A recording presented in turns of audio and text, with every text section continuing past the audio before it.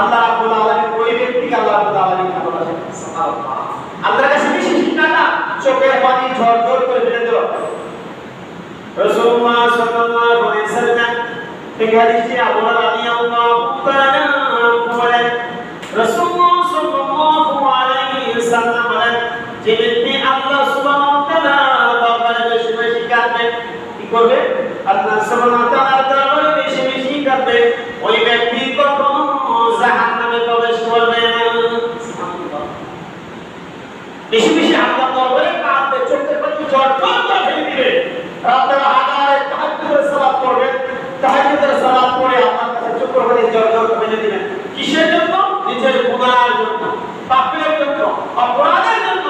কারণ আপনার পাপের খবর আপনি জানেন, আপনার পাপের খবর আপনার বাবা জানেন, আপনার যে সঙ্গী স্ত্রী সেই স্ত্রীর আপনার বাবার খবর জানে না, আপনার বাবার খবর আপনার ছেলে মেয়ে জানে না, আপনার ভাই বোন জানে না, আপনার পাপের খবর আপনি নিজেই শুধু জানেন।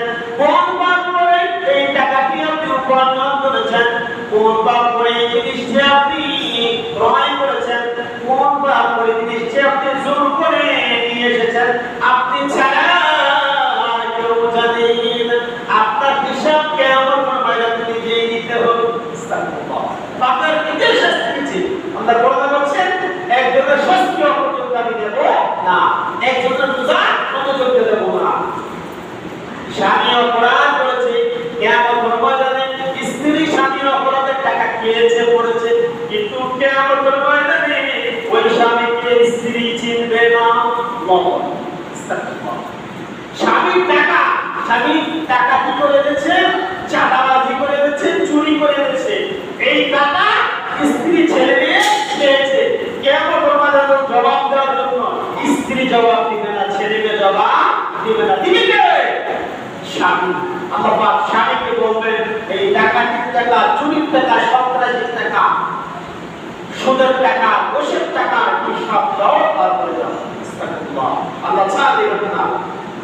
নবী বলেন যে ব্যক্তি আপনার ভয়ে কাঁদে ওই ব্যক্তি কখনো জাহান্নামে যাবে না।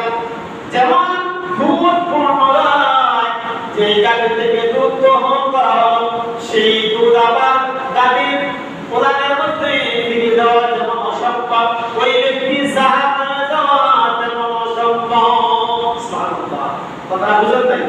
যে গাভী থেকে দুধ গ্রহণ করেছেন সেই গাভীর উলান দিয়ে আবার দুধ ঢোকানো যেমন অসম্ভব, যে ব্যক্তি আল্লাহ করে কাঁদে ওই ব্যক্তিকে জাহান্নামে যাওয়া তেমন অসম্ভব।